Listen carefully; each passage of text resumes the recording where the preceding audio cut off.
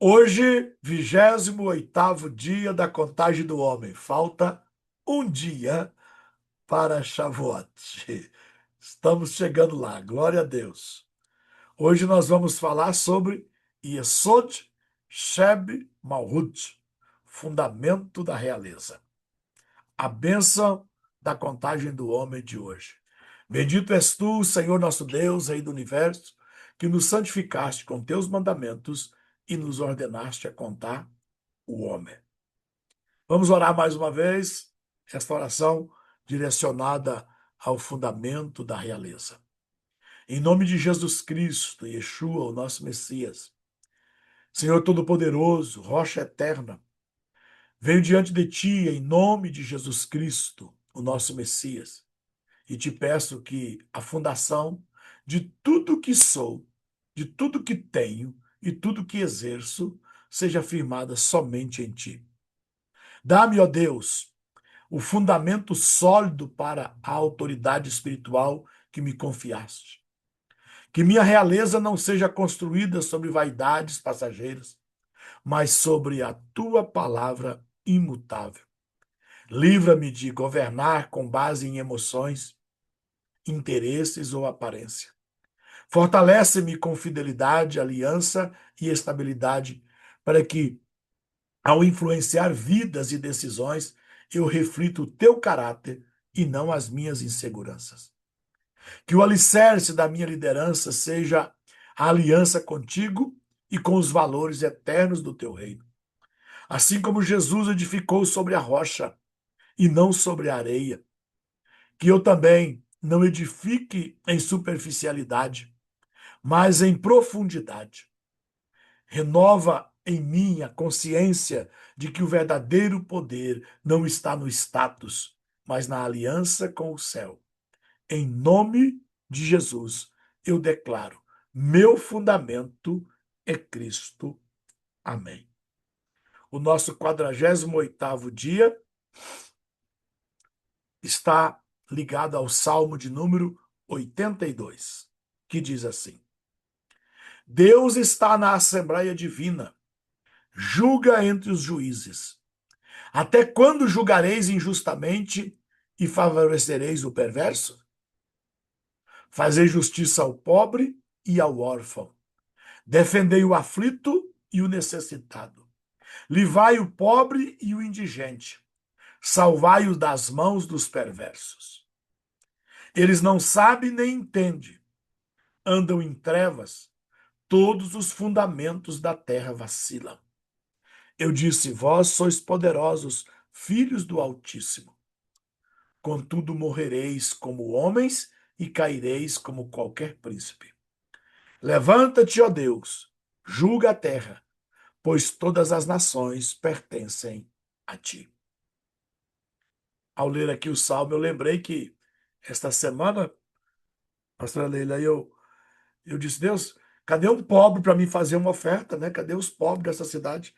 Porque eu não estou saindo de casa e eu não vejo o povo, né? E aí, eu na minha cabeça, né? Eu tenho que achar alguém, eu tenho que lembrar de alguém. Lá na igreja eu fico procurando os necessitados da igreja e graças a Deus temos pobres, mas não temos necessitados, né? Desta forma, na nossa comunidade. E eu estou com isso na minha cabeça que eu preciso, nem que eu tinha que sair na rua para encontrar. Aí o Bruno disse: Você vai para o culto, pai? Eu falei: Claro. Aí o Bruno ficou me esperando. E o Bruno parou na porta da igreja. A gente tem o costume de chegar e colocar o carro lá dentro do pátio. O Bruno resolveu estacionar o carro do outro lado da avenida. Quando eu desci do carro para entrar na igreja, ó quem está passando, empurrando um carrinho de lixo. Falei: Você deu sorte, hein? Deus gosta de você, viu? Eu com o dinheiro no bolso, caçando para quem dá, mas tudo tem a necessidade. Irmão, esse homem pegou o dinheiro, começou a chorar e disse: Moço, Deus te abençoe. Eu falei: Não, senhor, Deus está abençoando você. Você hoje, que é um privilegiado, se eu fosse você, eu soltava esse carrinho, entrava ali naquela igreja ali, ó, e ia agradecer a Deus, porque a sua vida não é fácil, mas mesmo assim Deus está cuidando de você e lembrando de você. Cuidai dos necessitados. dos indigentes e salvai os pobres dos perversos. É esse tempo. Pastor, mas o senhor vai dar oferta para o seu pastor? Também vou, claro que eu vou.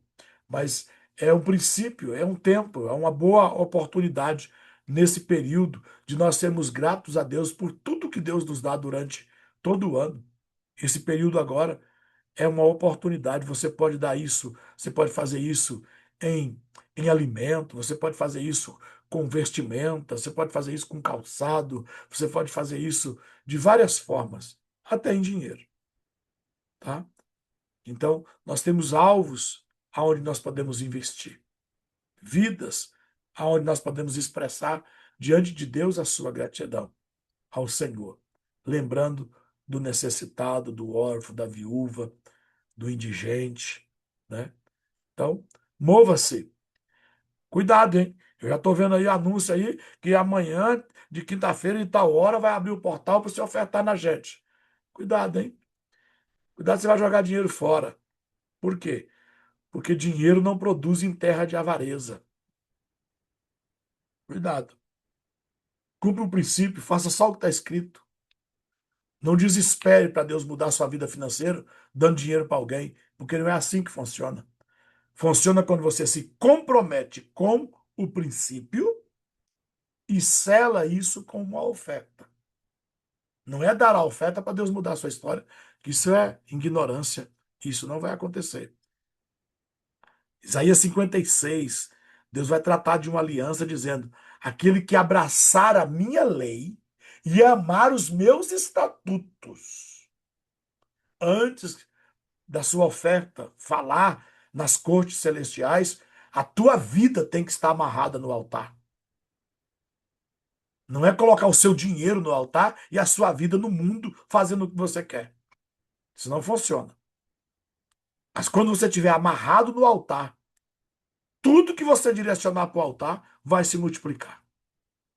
Mas a sua vida tem que estar primeiro no altar. Então tem gente botando dinheiro no altar e deixando líderes ricos. Mas aqui na minha terra, aqui no Mato Grosso, onde o Judas perdeu a meia, porque onde ele perdeu a bota deve ter sido lá para outro estado. Aqui a gente costuma dizer que dinheiro de bobo, né? É matula de malandro, né? Então, tem gente que vai continuar bobo, nasceu besta, não aprendeu nada, ainda esqueceu a metade. É difícil de ajudar esse tipo de gente. Seja inteligente, faça o que está escrito e não deixe ninguém te convencer ou te enganar. Amém? Vamos lá, a nossa meditação de hoje. Yesod Sheb Malhut, fundamento na realeza. Hoje nós entramos no 48º dia da contagem do homem. 6 semanas e 6 dias. Amanhã, 6 semanas e 7 dias. Fechamos a 7ª semana. Subimos os 7, que na verdade é descer, né? Mas espiritualmente nós subimos 7 degraus. Provérbios vai dizer: o justo cairá 7 vezes e se levantará. Esse cair eu já ensinei. Não é um pastor que adulterou. Quem adultera, irmão, já não é mais justo. Quem rouba já não é mais justo. Quem prostitui, enfim, quem escandaliza em pecado, não é um justo que caiu. Aí já é um ímpio. Agora, de justo mínimo ao justo máximo, vamos dizer assim, nós temos 7 níveis. Então, hoje ou foi ontem, eu perguntei para alguém. Foi ontem. Eu perguntei para alguém e ela está aqui na live, porque ontem eu fiz o resgate da primogenitura da filha, do neto, e a revogação da consagração dela. E a gente conversou bastante. E eu fiz uma pergunta para ela. Se você tivesse com vontade de matar alguém agora, era válido diante de Deus ou não? O que Deus ia pensar de você? Ué, Deus ia me tratar como assassino. Falei, pois é, do momento em que você colocou no seu coração que você ia fazer o resgate da sua neto, do seu neto, da sua filha e a sua revogação, diante de Deus já estava valendo. A oração que eu vou fazer, a cerimônia que a gente vai fazer, isso é só para testemunho público. Por quê? Porque vale o que está no coração. A gente tem o hábito de fazer alguma coisa e esperar uma oração. Você dá o dízimo, irmão, espera uma oração. Irmão, eu mando uma oração para você que eu escrevo. Mas eu escrevo uma oração só, uma única vez. E aí, se 10 pessoas me mandar oferta, eu mando 10 vezes a mesma oração. Por quê?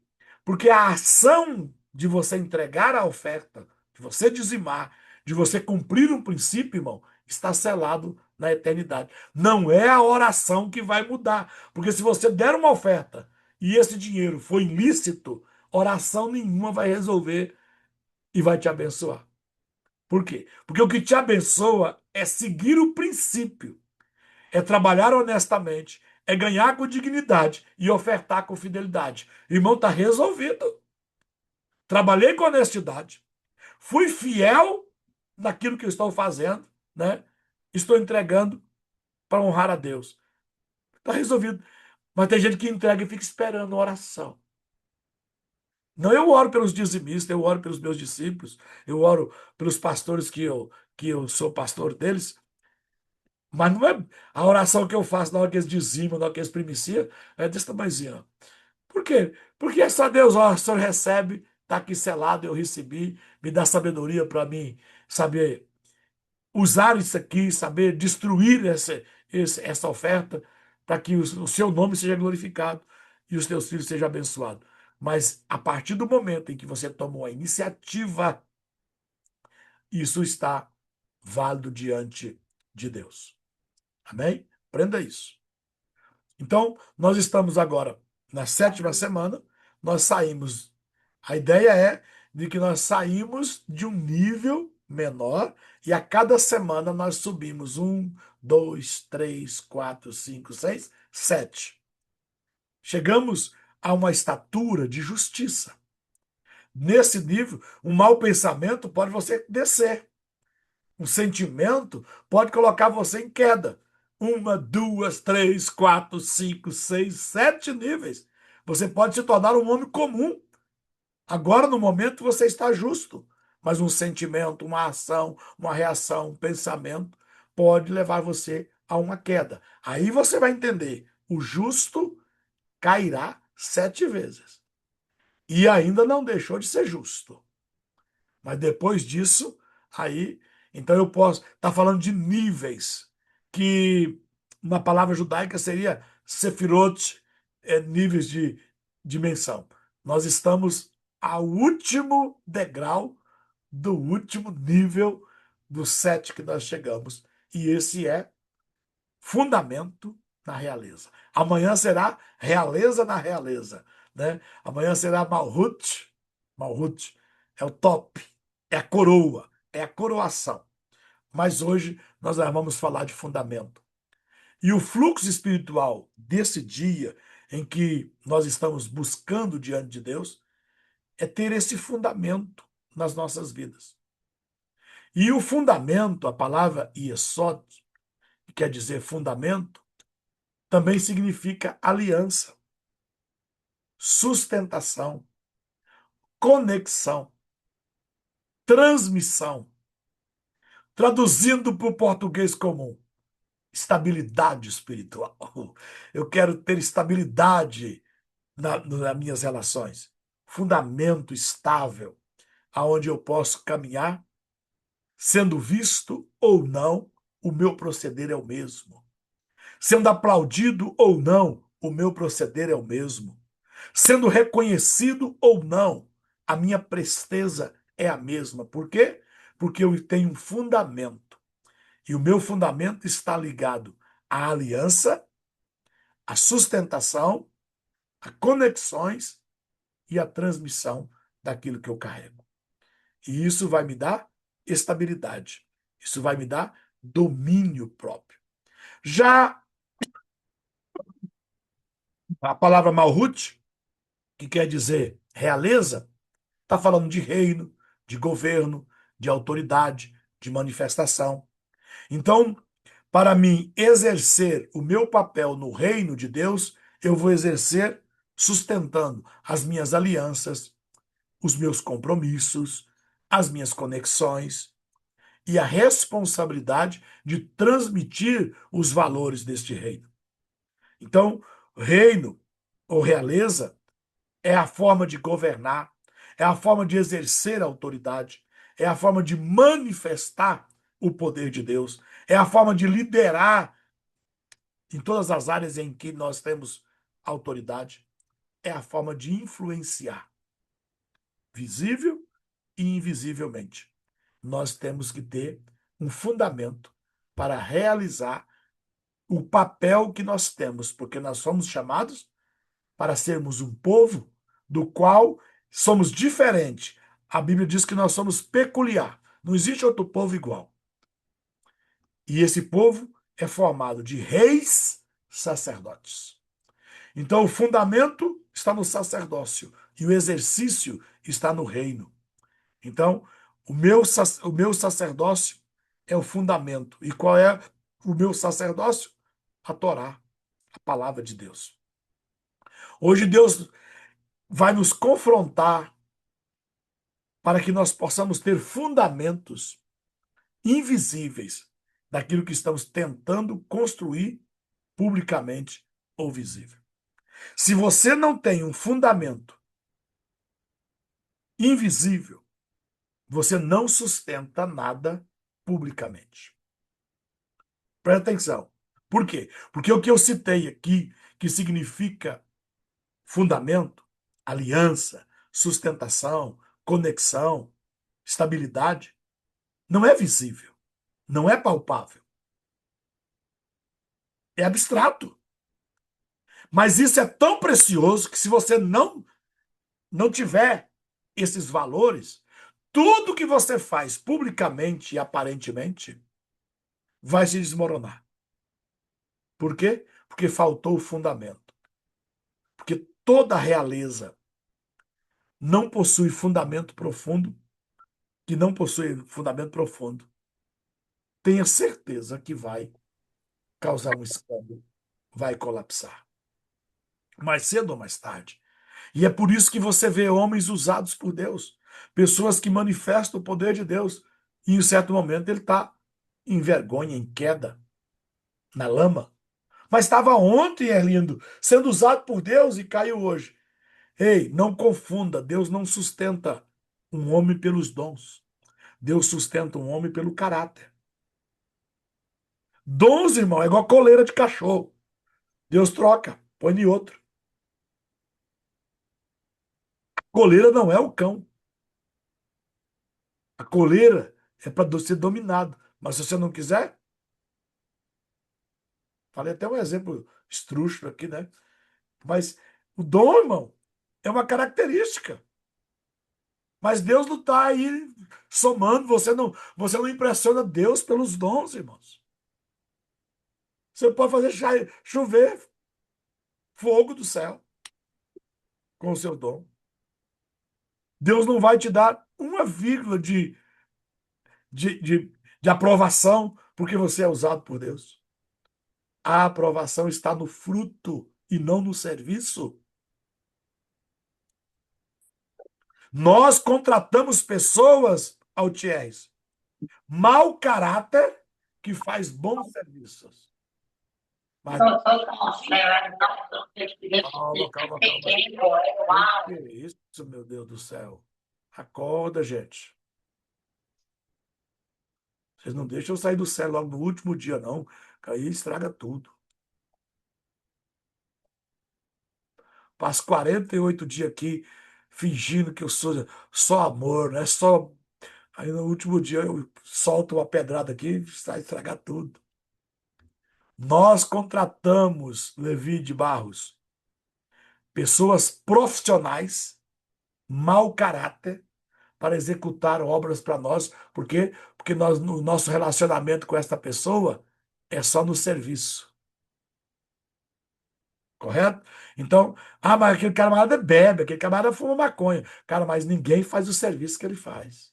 Ou aquele camarada lá trai a esposa, aquele camarada lá mente. Ó, mas ninguém faz o serviço que ele faz. Aí você contrata ele e se relaciona com ele pelo trabalho, pelo serviço. Deus não. Se você dizer para Deus, Deus, eu expulso demônio, ele diz, eu sei. Deus, eu curo enfermo, eu sei. Deus, eu profetizo, diz, eu sei. Mas eu não quero relacionamento com você, não, porque você não tem caráter. E isso é muito bom você aprender que Deus tem compromisso com a sua palavra. E a palavra tem supremacia. A mensagem é maior do que o mensageiro. A música transcende ao cantor. Mas se você não tiver esse entendimento, irmão, como é difícil a gente receber uma palavra, uma pregação, um ensino, ou a gente adorar junto com alguém que você sabe que está em pecado. Mas você não depende do serviço do pregador, nem do cantor, para você adorar a Deus. Por quê? Porque você se relaciona com Deus é no fundamento, não no serviço.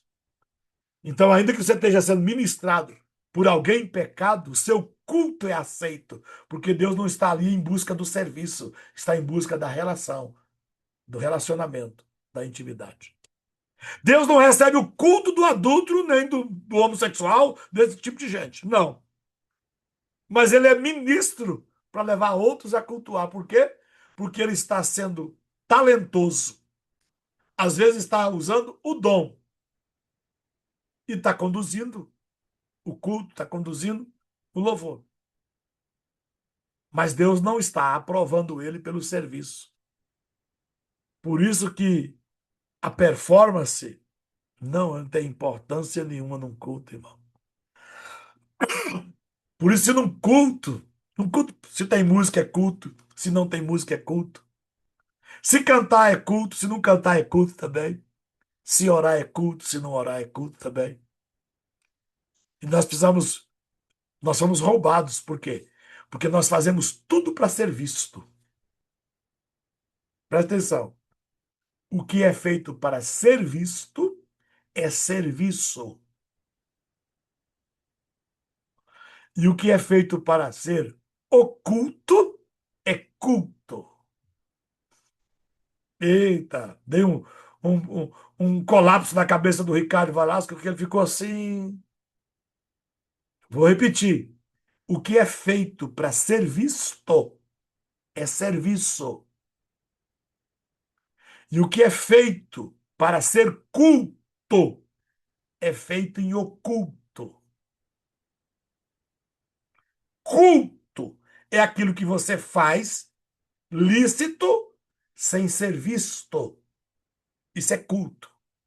Então, o culto não depende do outro. O culto não depende do líder. O culto não depende de alguém mais espiritual conduzindo. O culto não precisa de uma performance. O culto não precisa de uma congregação. O culto não precisa de uma assembleia. O culto não precisa de um grupo. O culto verdadeiro é você entrar no seu aposento, fechar a porta atrás de si e fazer o que é lícito. Culto é o que se faz lícito sem ser visto. Pastor, e quando se faz sem ser visto, mas não é lícito, aí é ocultismo. Hum. Então, quando você faz em oculto, e o que você faz em oculto é ilícito, aí é culto a demônios.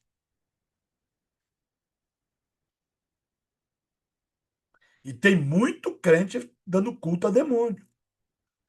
O sexo anal é culto a demônio. Mulheres ingerindo sêmen é culto a demônio. Homens precisando de. Eu vou falar besteira aqui, né? Mas tem homem aí. Eu não estou falando de coisa que é. Ah, pastor, o senhor está inventando. Não, estou falando de coisas que eu já tratei. Eu já vi crise no casamento, porque naquela hora o homem também quer ser penetrado. Isso é demônio. Tem crente frequentando lojinha de sex shop. Vocês já viram? um negocinho assim que parece um moranguinho, assim, de metal, tem de todo tipo. Vocês sabem para que que serve aquilo? Aquilo tanto homem como mulher usa no ânus na hora da penetração vaginal. E muitos homens usam no ânus na hora que ele vai ter um orgasmo. Isso está virando moda e tem até os. Por isso que eu endemonio, irmão. Eu fico possuído de ver os tal terapeutas de casal. E tem gente dizendo que dentro de quatro paredes você pode fazer o que você quiser. Você pode fazer o que você quiser. Só Deus que não aceita o que você faz. Mas você pode fazer o que você quiser. Mas saiba que tudo que for ilícito, independente se está sendo visto ou não, se está de acordo ou não, porque a Bíblia não diz que se dois estiverem de acordo aqui, Deus vai estar de acordo no céu. Não é isso. É o contrário. Para estar de acordo aqui, tem que estar de acordo primeiro lá. E aí aonde. Ah, mas a Bíblia diz: para sempre a tua palavra permanece no céu. E se você fizer alguma coisa que não estiver de acordo com a palavra, você pode juntar a multidão aqui, encher um estádio, que Deus não vai entrar de acordo com você. Então, cuidado com seu ocultismo, achando que é culto. Então, o que nós chamamos de culto, Ricardo, deveríamos chamar de serviço. Vou te ajudar. Nós vamos para a igreja. Então, nós vamos ter o serviço do louvor. Nós vamos ter aí vai ler a palavra, nós vamos ter o serviço da palavra. Aí alguém vai explicar a palavra. Então, nós vamos ter o serviço da pregação. Nós vamos tirar a oferta, vai ter o serviço da oferta. Correto? Isso é serviço, que nós chamamos de culto. Está errado. E o culto? No meio do serviço, individualmente, cada um presta seu culto. Porque tem gente que diz que foi no culto. E, mano, não desligou nem o celular. Como é que ele entrou no culto? Tem gente que não tirou a mente dele, tá vagando por outro mundo. Como é que ele entrou no culto? Culto. Um culto é válido quando você entra na presença de Deus. Não na presença da igreja, não na presença dos homens. E se você não consertar esse fundamento, irmão, você nunca vai ter a presença de Deus. Você vai se tornar um religioso sem sentir a presença de Deus. E quando sente a presença de Deus, é por causa das ondas magnéticas que alguém está cheio de Deus aqui, o outro está cheio de Deus ali e você vazio no meio. Aí você sente. O cara cantou, eu senti. Olha, o cara falou um negócio lá na mensagem. Ah, eu me arrepiei tudo aqui. Irmão, isso é a prova de que você é carnal. Isso é a prova que você não está no culto, está tomando choque, você está de fora. Porque se você estivesse dentro, irmão, você estava derramando, você estava adorando, você estava clamando, você estava se arrependendo. Mas você está no culto sentindo cosquinha. Aí no culto que você não sente cosquinha, você não gosta do culto. Mas o culto nunca foi feito para você, irmão. O culto é aquilo que individualmente cada um oferece a Deus na congregação. Se você for para o culto e não abrir mão do celular, é melhor você ficar meia hora dentro do quarto adorando a Deus do que você ficar 2, 3 horas na igreja sem desligar o celular. Entra no culto e dá uma mijação. Mija 25 vezes no culto e bebe 35 litros d'água. Irmão, que desgraça é essa que você entra na igreja ou você não para na cadeira? Você tem que desfilar para lá e para cá. Fica o dia inteiro sem comer. Quando chega na igreja, tem que ter um lanchinho. Irmão, e fica 25 maçãs na barriga desse menino e quando ele chegar na igreja, não é possível que ele não vai aguentar. Gurizão de 10, 12 anos tem que comer lanchinho no culto. Uns barbados mascando chiclete. Guarda o teu pé quando entrares na casa do Senhor, diz a palavra de Deus. Minha mãe é educadora, é pedagoga, e ela nunca aceitou o menino chupar chiclete na aula dela. Por quê? Porque 80% da sua concentração está na língua, para você não morder na língua. Sobra 20% para você aprender a aula. A mesma coisa é aqui, ó. A maioria dos que estão com a tela fechada não estão prestando atenção no que eu estou falando. Por quê? Porque você está ao mesmo tempo fazendo outra coisa. E aquilo que você presta atenção é o que você valoriza. O que você não presta atenção, você não está dando valor nenhum.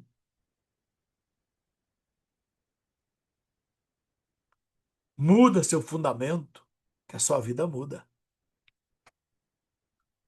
Faça uma coisa só de cada vez, mas priorize o que você está fazendo, que a situação muda, o quadro muda. Mas leva tempo para a gente ter esse tipo de entendimento, esse tipo de educação.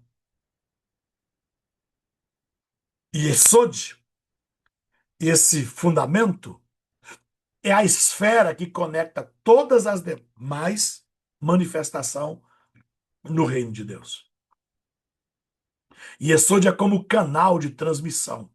Se você não tem um fundamento correto, você não vai ter provisão. Se você não tiver um fundamento correto, você não vai ter resposta de oração.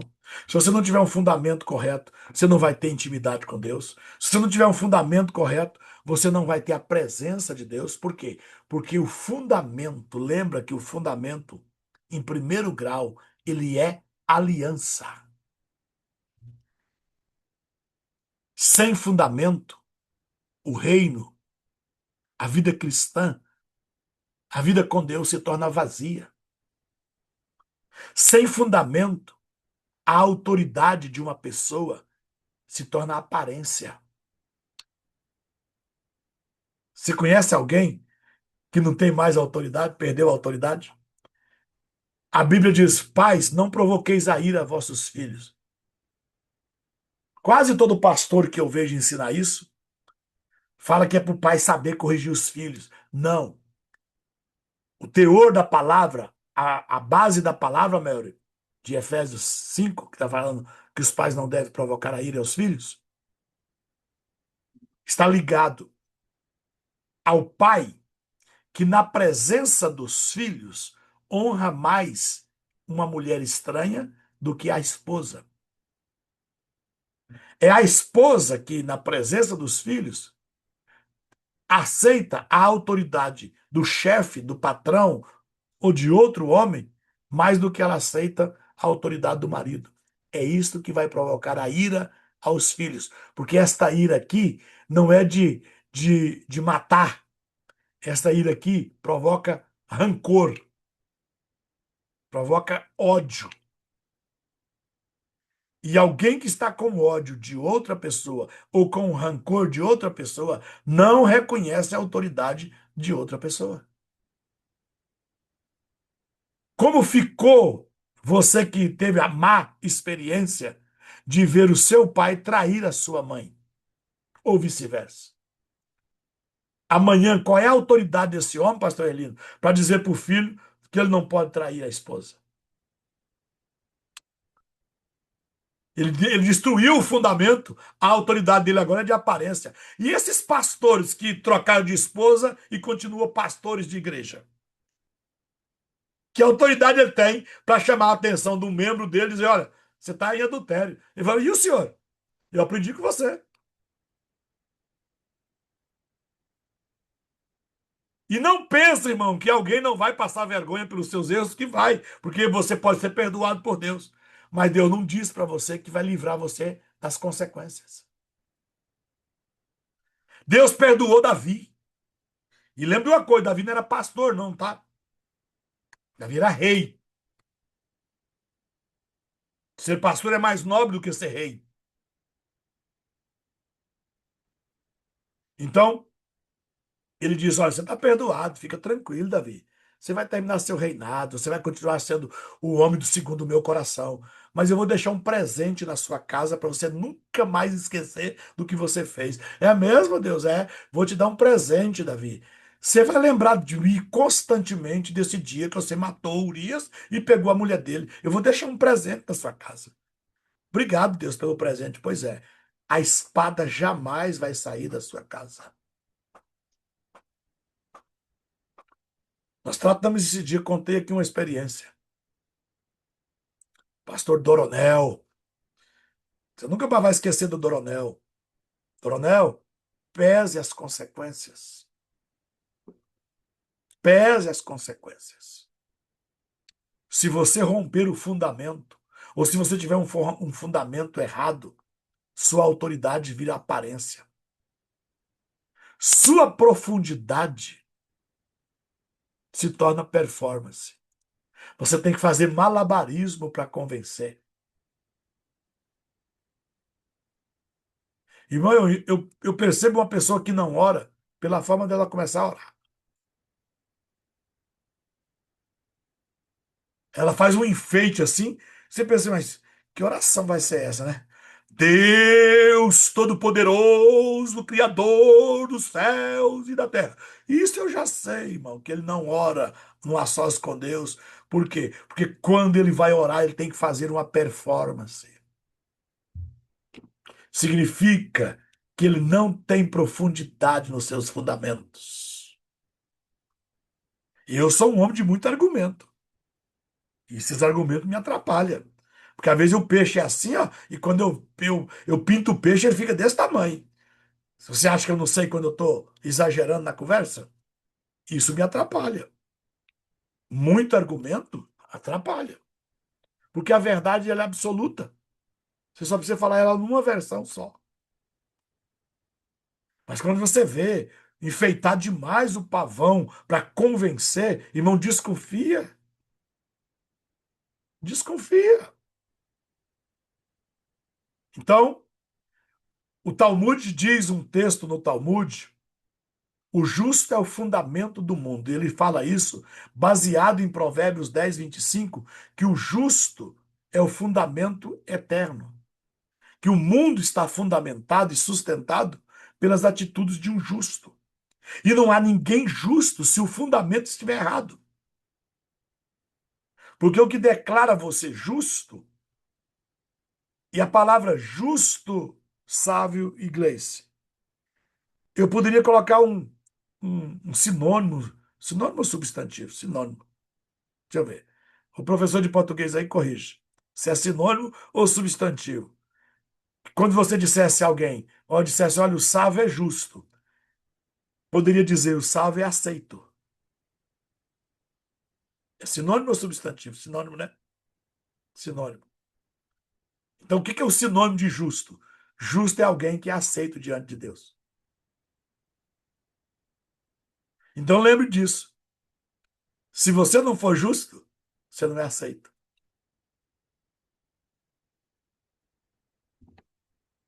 Ficou ruim para muita gente agora, porque você nunca mais vai esquecer disso.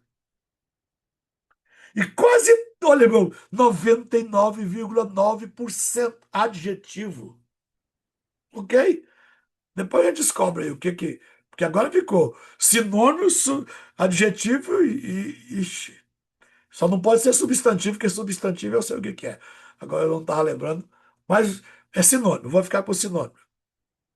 Quando alguém diz, olha, ele é justo, ele é aceito por Deus. Agora você imagina Ricardo Velasco, que se eu não sou aceito por você, pelos meus atos, imagina se Deus vai me aceitar.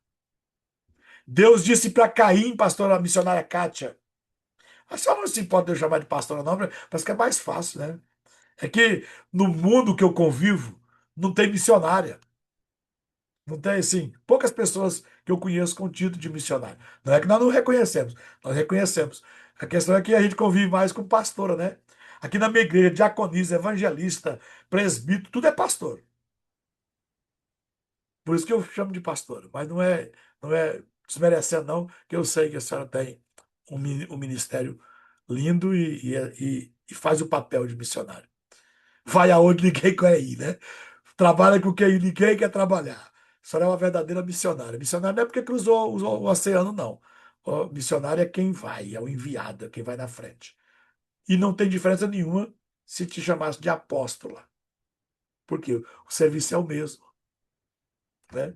Então, pastora Kátia, Deus diz para Caim, Caim, se você tivesse A pastora Leila está corrigindo nós. Justo também é adjetivo, porém está. Fugiu agora, não dei conta de ler tudo. Obrigado, pastora. Deus diz para Caim: Caim, se você tivesse procedido corretamente, eu também tinha aceito. É daqui que eu tiro esse entendimento. Que justo é um adjetivo. Agora eu posso afirmar, né? Que agora eu já sei, né? É um adjetivo que poderia ser dito. Alguém que é aceito por Deus. Irmão, é tão extraordinário que se nós formos para o Salmo 112, a gente termina essa aula chorando. Porque lá fala sobre o justo. O Salmo 112, ele engrandece o justo. Ele diz, para o justo nasce luz nas trevas. O justo, pastora Benedita, não precisa ter medo do tranca-rua. Por quê? Porque para o justo, Deus vai à sua frente, abrindo caminho, desfazendo os portões de ferro e quebrando os ferrolhos. Você vai ficar preocupado com tranca-rua, irmão. Que o cara jogou terra de cemitério na porta da sua loja. Chuta que é macumba e continua. Por quê? Porque para o justo não há impedimento. Ah, eu oro a oração de Ezequias, eu desespero. Irmão, o Trump te mandou avisar o Lula que vai pegar e vai invadir o Brasil. Eu queria ver o Lula orar e dizer: Deus, lembra que eu fui justo. Eu fiz um governo justo aqui. Não deixa a gente ser escravo, não. Por que que o Maduro não clamou a Deus para livrar ele do Trump?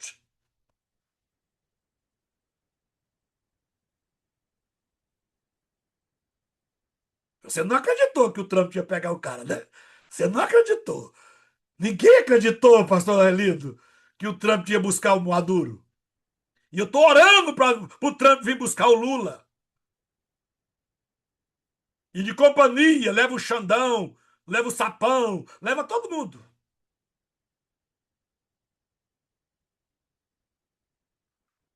Mas um homem que praticou justiça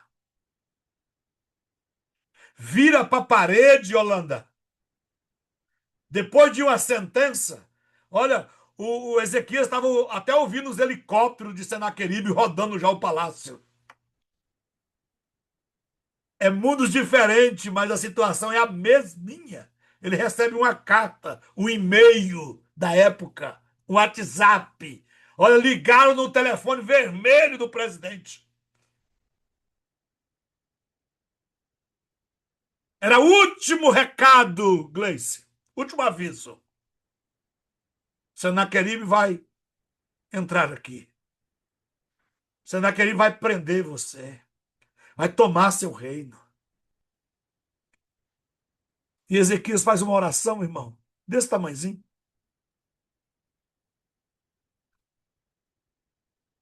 Porque, Adriano, Hungria, tem gente que ora muito para consertar os erros que é maiores.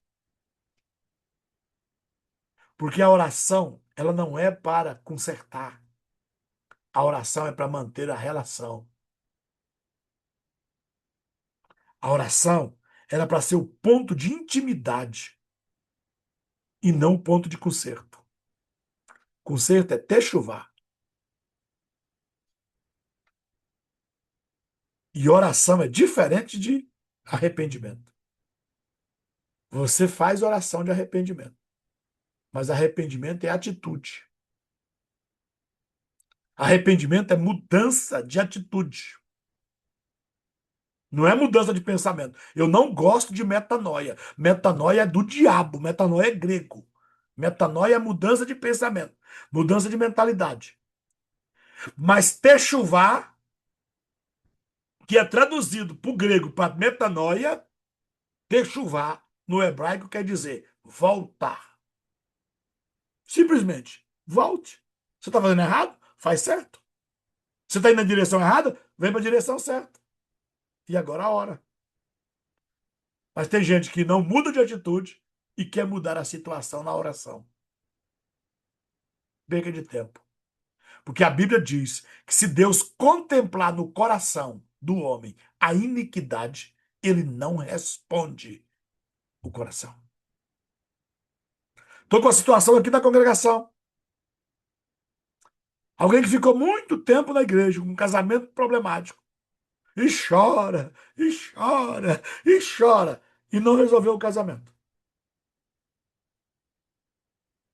Do nada, apareceu com o namoradinho. Véia, irmão. Vou falar até um palavrão aqui. Véia buchuda dos peitos caídos, irmão. Com um rapazinho novo aqui agora na igreja. Os maracujá tá batendo no joelho, irmão. E de rapazinho novo na igreja agora. Na igreja não, na cidade, né? Porque se apareceu na igreja, tá, é quase um suicídio. Aí você entende por que passou tanto tempo, Elisandro, chorando no altar e Deus não respondeu. Por quê? Porque antes de Deus responder, ele vai olhar o coração. E se no coração não tiver igual o que está saindo na boca, Deus não atende. Ele disse: se o Senhor contemplar a iniquidade, ele não responde à oração.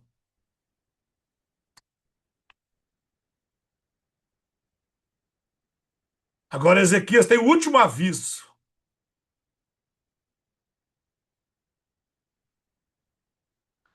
A Bíblia diz que Ezequias vai para o templo, pega a carta, pastora Kátia, coloca o e-mail na frente do altar e disse: Deus, não é eu que estou afrontando. Estão afrontando é o Senhor. O Senhor julga o meu caminhar. Quando ele está terminando de ler a carta, o profeta Isaías entra no templo e diz: Ei, fica tranquilo. Assim diz o Senhor: Senaqueribe não entrará nesta cidade. Ah, Deus.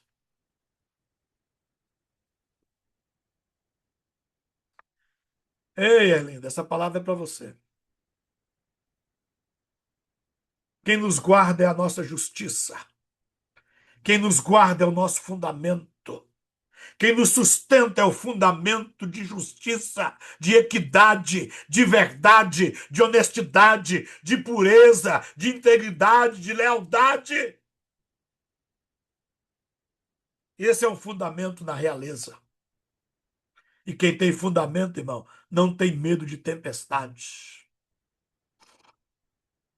Isso revela algo poderoso. Deus não sustenta homens apenas pelo que eles possuem. Deus sustenta homens pelo fundamento que eles carregam. Deus não sustenta homens apenas pelos dons que demonstram diante das pessoas. Deus sustenta os homens pelos fundamentos que constrói diante dele no secreto. Porque dons podem impressionar multidões, mas somente os fundamentos sustentam uma vida quando chega as provas, quando chega as pressões, quando chegam os desertos.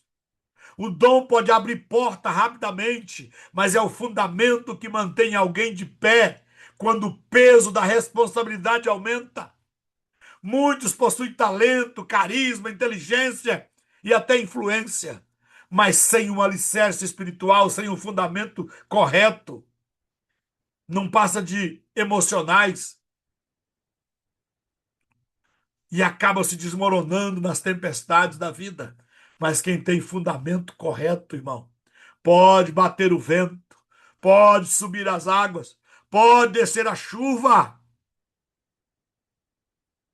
O fundamento é aquilo que ninguém vê, é a sua fidelidade no secreto, é a sua integridade quando não há aplausos, a sua aliança preservada nos dias difíceis, a sua disciplina espiritual que não muda independente da situação.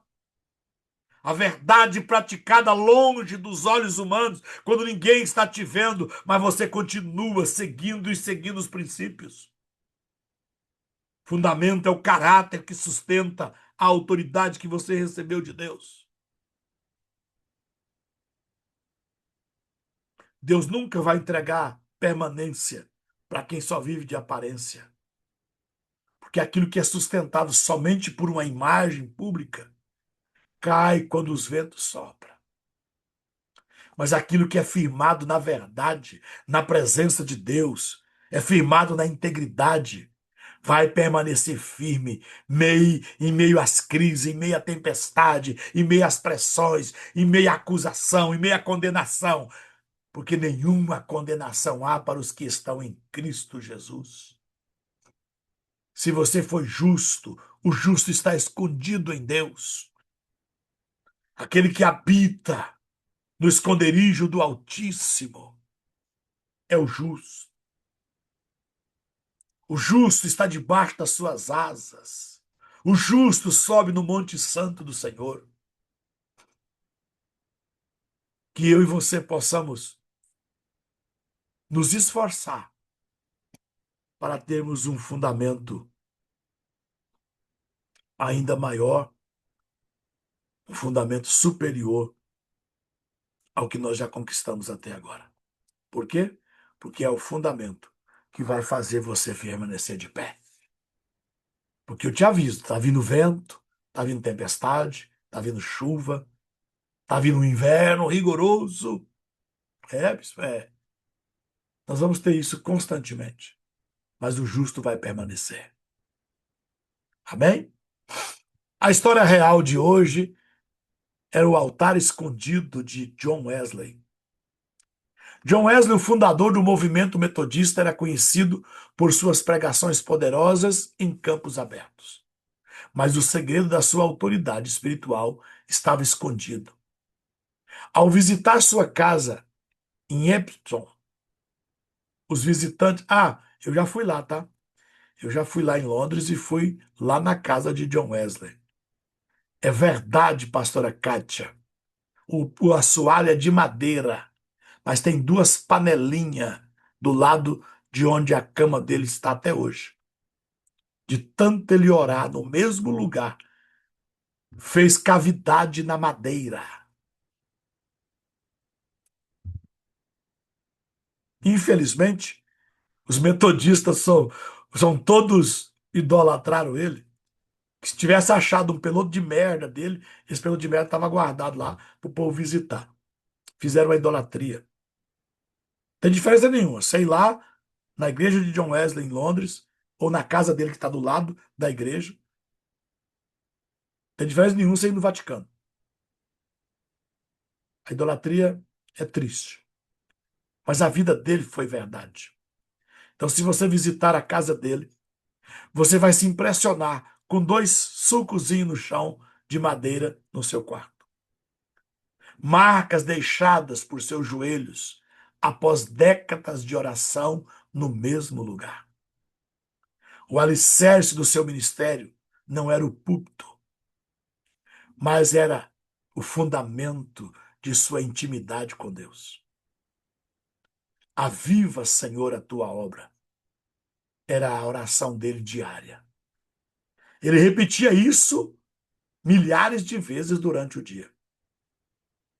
E por muitas vezes, por horas seguidas, no mesmo lugar. Ele começou o seu ministério quando ele foi estudar no seminário de Londres. Ele começou com 6 moedas de prata. Na verdade, eram talheres de prata. 50 anos depois, ele terminou o ministério dele.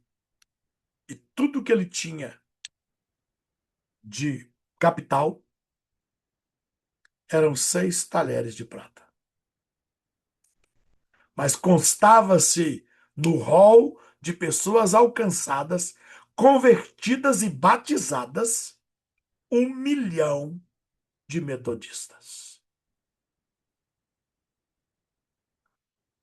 Na vida, constando, e ele não tinha internet, ele não tinha rede social, ele não tinha avião, ele não tinha carro. Ele chegava a fazer 10 sermões por dia sem descer do cavalo. Onde ele chegava, que encontrava pessoas, ele fazia um sermão. Esse é o verdadeiro fundamento na realeza. Uma vida oculta com Deus que sustenta a influência diante dos homens. Mas o segredo maior, eu gosto da vida de John Wesley, pastora Kátia, sabe por quê? Porque o segredo maior, quem construiu não foi John Wesley, foi Susana Wesley. Uma mulher que teve 19 filhos. E ela encontrava por semana tempo para estar a sós, por 1 hora por semana, individual, com cada filho, para falar da Bíblia. E 1 hora individual com cada filho por semana para lazer com o filho. Quando ela teve o 19º filho, o marido morreu. E ela criou esses 19 filhos para ir à igreja depois que o marido morreu. Ela ia numa semana com 8 filhos e na outra semana com 10 filhos. Por quê? Porque tinha que usar a roupa de um numa semana, no outro na outra semana. E ela começou a criar galinha. Sem ter o que comer, ela criava galinha para sustentar sua casa. E como estava muito difícil ir à igreja, ela começou a fazer um culto em casa com os 19 filhos. 1 ano depois que ela estava fazendo esse culto semanal em casa, porque não tinha roupa para ir à igreja, tiveram que derrubar as paredes da casa, porque a circunvizinhança vinha para o culto. 2 anos depois, se tornou uma capela. E 20 anos depois, ela tinha todos os seus filhos no ministério, dos quais 2 se destacaram: John Wesley, o pregador, e Marcus Wesley, o cantor. Que até hoje nós cantamos hinos deste homem. Os hinos dele já ultrapassaram, já estão chegando a ultrapassar 2 séculos em sucesso.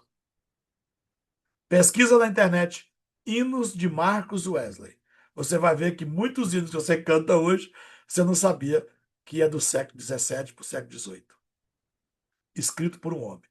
Esse Marcus Wesley escreveu mais de 5.000 hinos, dos quais mais de 20% deles continua atualíssimos, cantado até hoje. Construído por uma mãe. Por isso que a minha neta chama Susan. Eu sou apaixonado pela história dessa mulher. 19 filhos.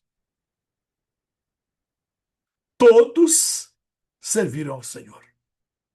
Não teve um filho que se desviou. Aí vem pregador hoje e diz: Não, mãe, você ensinou a verdade. Desviou porque ele decidiu desviar. Não, irmão, desviou porque não tinha fundamento correto. Ensina o menino no caminho em que deve andar. E você pergunta para os 19 filhos dela: quem era o seu exemplo de fé? Os 19 vão dizer: o meu exemplo de fé é minha mãe. E tem gente com 2 e está desviando. Nós fizemos errado, irmão. Nós buscamos outras coisas e não buscamos o fundamento correto. Vale a pena você gastar um tempo por dia e imprimir a Bíblia na mente dos seus filhos. Ter culto de oração na sua casa, mas é de verdade. Culto de oração de verdade. Junto em família, dobrar os joelhos e orar por propósito. Vamos clamar a Deus. Vamos trazer Deus para fundamento da nossa casa. Ó, a Suzana aí, ó. A Suzana, olha que oportunidade. Você já tem o nome, né, Suzana? De Suzana.